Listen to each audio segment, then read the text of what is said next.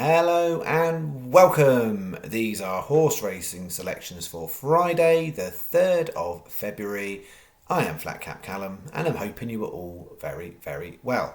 Alright, apologising if you are watching it late at night. It's a late upload.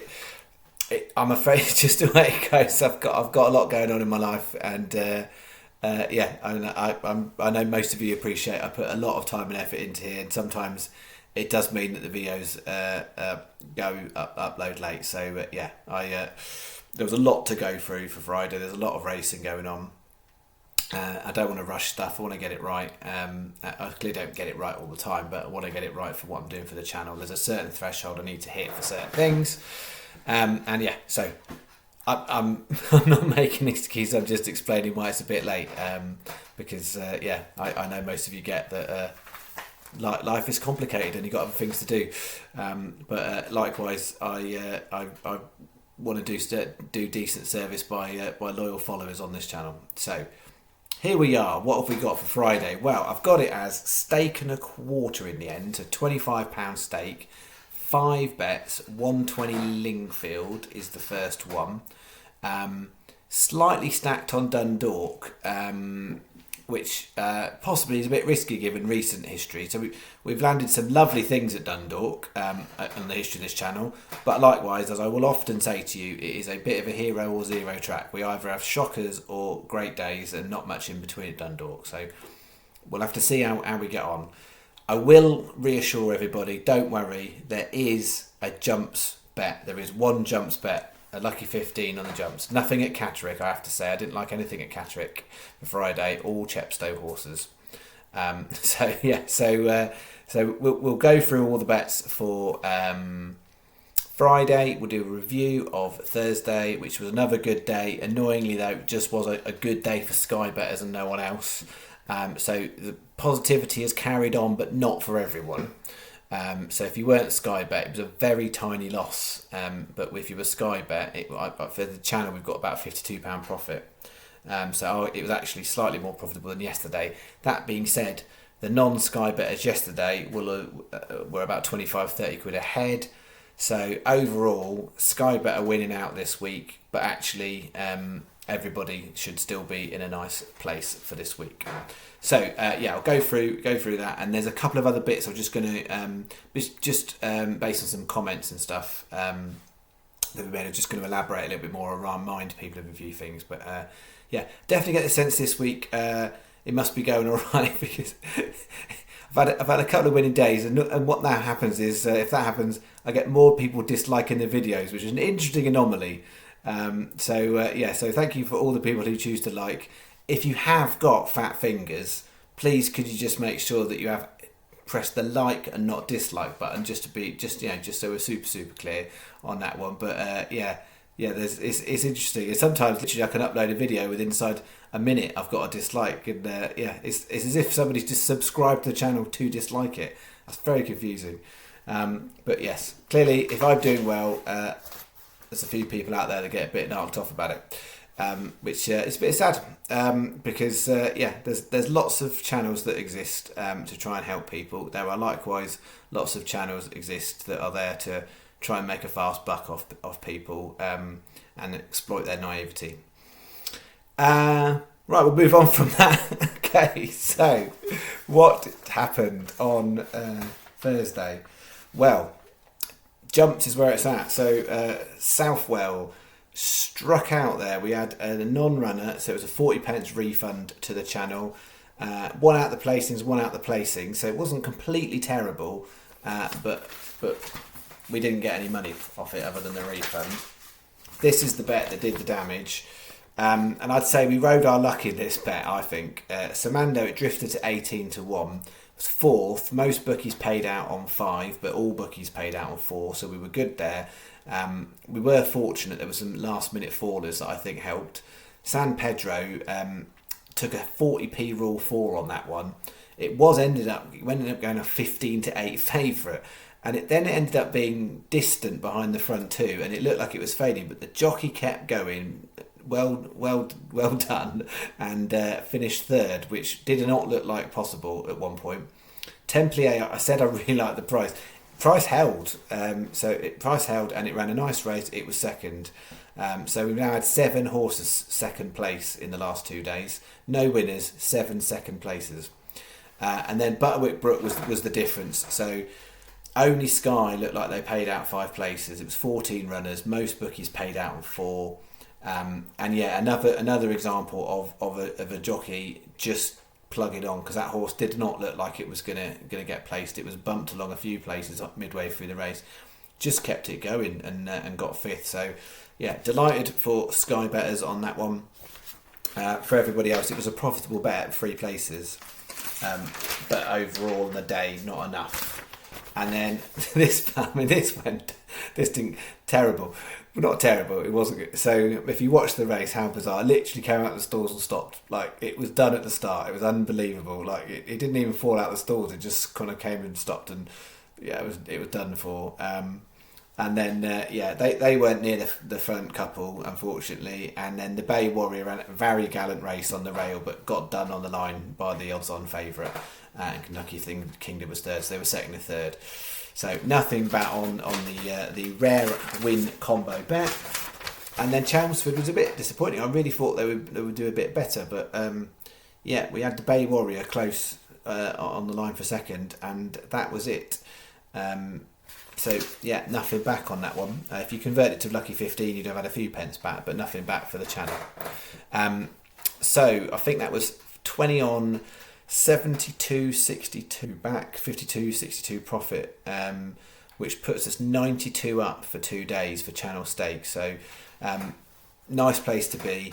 I think, yeah, if you are non-Sky bet, but you've kind of got bog and stuff like that, then you should be about 70 to the good.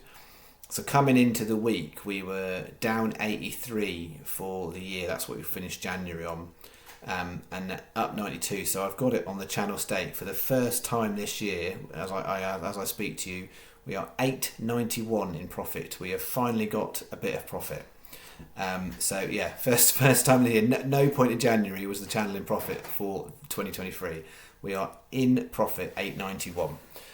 So not a lot in it. We're putting down 25 today, so if it don't go well, we'll be back behind again. But 891 ahead, so I'm going to absolutely take it after our January went. We've got 2 nice days of February, and we're back in the game.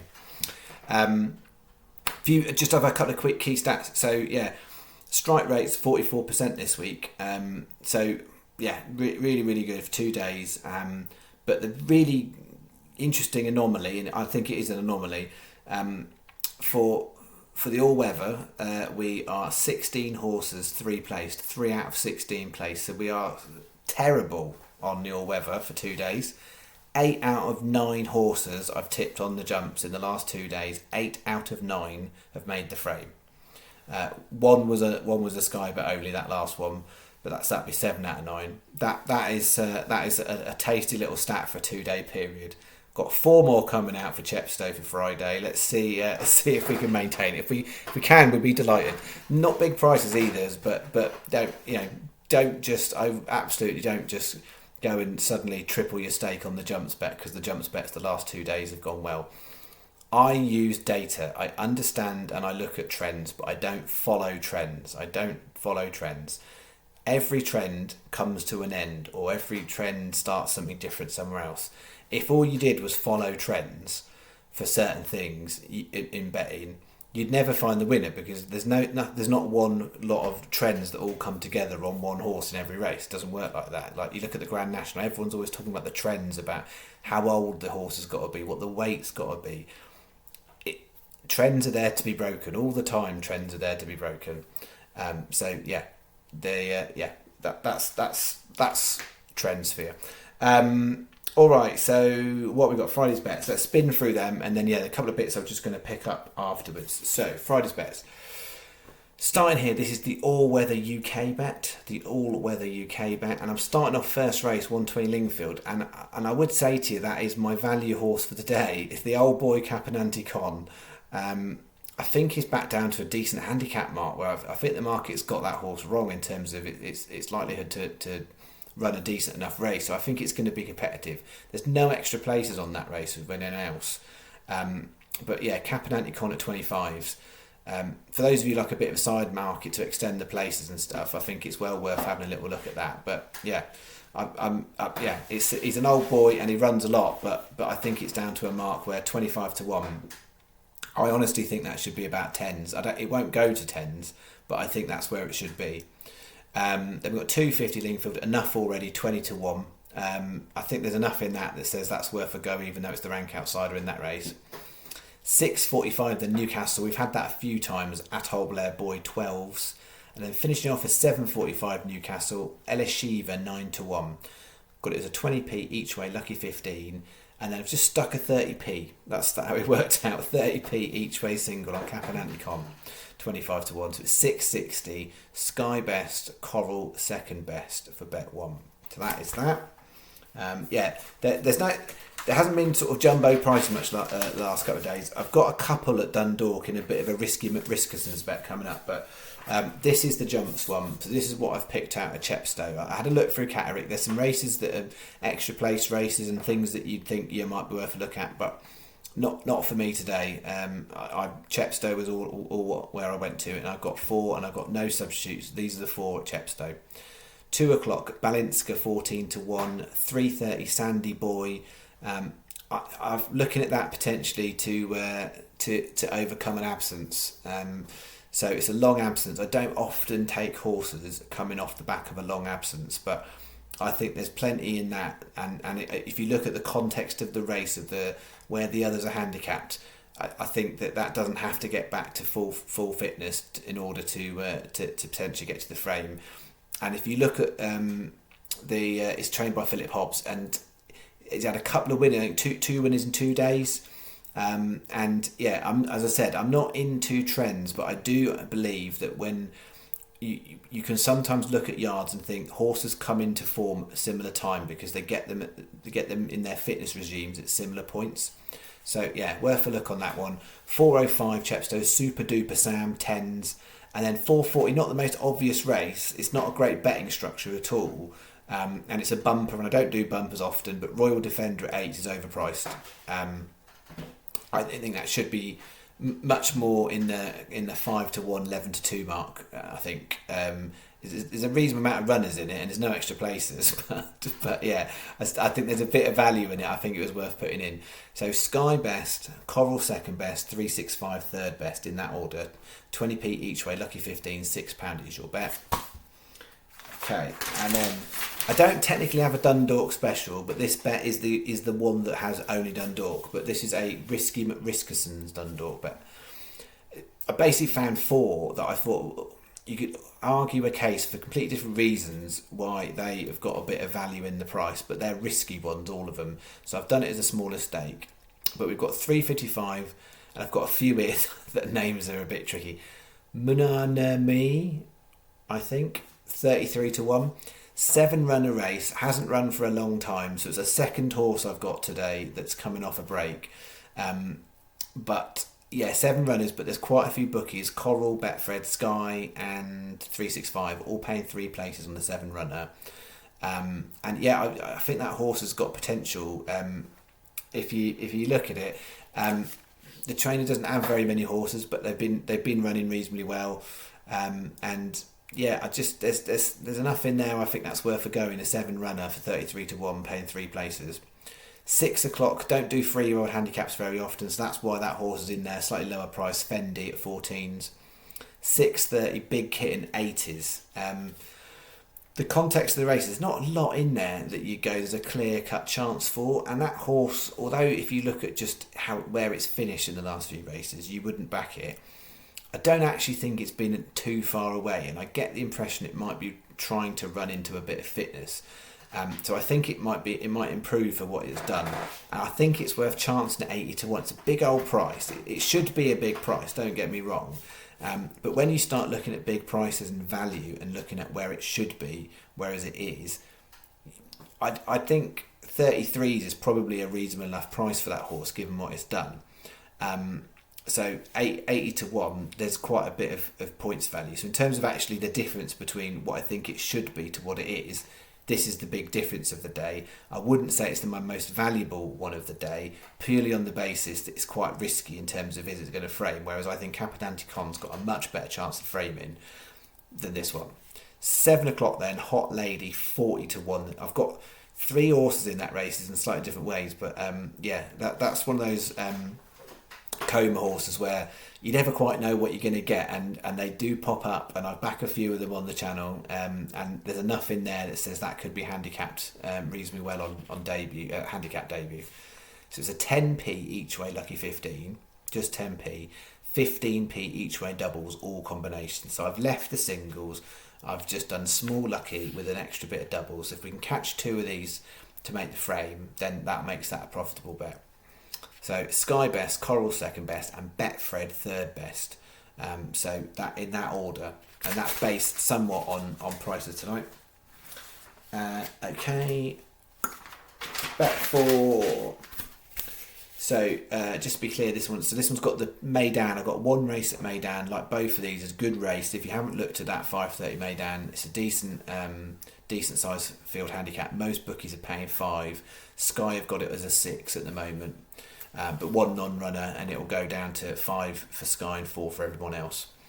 But we've got in there split leg, Tambarada and Mokhtareb, and then going on to 3 at Dundalk, 5:30 Dundalk, Shavajod 10-1, 7 o'clock Dundalk, smaller price here, Wonder Spirit 13-2, and then 7:30 Dundalk, Millie Up Dahili 18-1. Oh dear. 2 times 10p each way, lucky 15s. So 1 bet, Tambarada, and then the next 3. And the next one is Mokhtareb, and the next 3. £6 your bet, Sky best, then either 365 Paddy or Coral, all a much of a muchness. Same place terms, you might want to shop around for prices. What I would flag, it's a very, very Sky heavy day on the sense of a lot of races I've got on here are Sky or an extra place. So this one, every single race Sky. So there's 6, 5, 5 and 5. Most bookies are 5, 4, 4 and 4. So you're getting an extra place in all of them. So if you've got Sky, absolutely use Sky on these bets for Friday. Okay, and I'm going to finish. Just small stake, worth a little go, combination double. So I've got the two Meydan ones I've got in the previous bet, Tambarada and Mokhtareb, and then I've got I'm just going to go with a couple of riskies in the 7 o'clock. So Hot Lady that was in the risky McRiskerson bet, and I've added in Baron Wild, which is another one that's a bit rogue in there. So a bit of a speculative one, but I think it was worth a go on value terms. So 4 times 20p each way doubles, all combination doubles between those. 160 you bet, Sky best, then 365 Paddy and Coral. That is that. Okay, and then two quick things. What was I going to talk about? One was around Stu made a comment about he was kicking himself because he put his bets on to try and get bog rather than best price guaranteed bog rather than the extra places.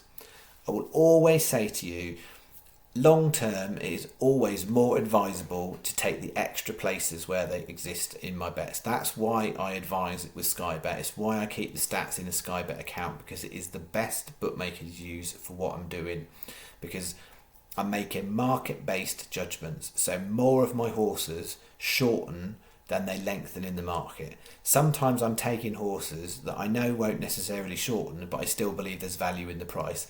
Other times I am taking horses that I believe will frame and I also believe will shorten up. So long term, it is better to take extra places for my selections over bog. If you have got your own Sky Bet account and you're using your own selections, the advice I would give is I would take SP on those ones, on your own selections. And therefore, sometimes doing bog elsewhere is better. So I'm trying to make it as clear as I can. My selection's the way I bet, because I'm looking at market, I'm making judgments based on market. Then you are better off taking the extra places over bog. If you're doing it personally, I would actually not necessarily say it in such a clear-cut way. I would say Sky take SP, and I would say bog is probably equal to extra places, depending on what you're doing on your own selections. But for my selections, extra places win out. Hopefully that is clear. And then, yeah, the other thing I was just going to say was just a comment from Mickey. I can't remember if it's Mickey. Oh no, is it Mickey or Mikey? Droy Boy. Oh, I apologise if whichever way around it is. I think it's Mickey, or now I might think it's Mikey. Either way, I apologise for getting a handle wrong. But I just wanted to make the point to put a very nice comment about he's been betting a really, really long time, and watching this channel has changed his mindset of betting from looking for winners to now looking for value. And that is absolutely one of the fundamental missions I've got from doing this channel for however long I do it for, is for people to realise that actually chasing winners is a hard thing to do, and it's not that profitable unless you get really, really, really good at it. You can make profit, and it's easier to do, I would say. And I'm not going to try and do what I'm doing down what I'm doing, but I think it's actually easier to try and find a horse with value than it is to try and find the horse to win the race. And if you can get good at finding value and you string it together, then basically that is what I'm about. My win strike rate is low. I mean, last 2 days it was like 0 from 25, something like. But we've hit about 12 places or something like that. So yeah, the strike rate for win strike rate, my win strike rate is low, but place terms, that's what I'm about, and I over-index on the place terms because I'm looking for value, and that's why the extra places become so important. Okay, I'm finishing there because that was way longer than I thought, and it's really late, and I'm very sorry for anyone who stayed up to watch the video. Yeah, I will see you. I'll be back Saturday morning, usual gig. I'll be on freebets.com first for the Saturday racing, and then will be on the regular my channel here, so freebets.com, that's on YouTube. And what I've started to do now is that once that's gone live and I've uploaded my normal video on this channel, I'll put the link in the description for anyone who's not subscribed to freebets.com. I'll put the link in so you can find it as well. Alright, that is me. I'll be back then, and you have a lovely Friday. See you Saturday morning. Bye bye.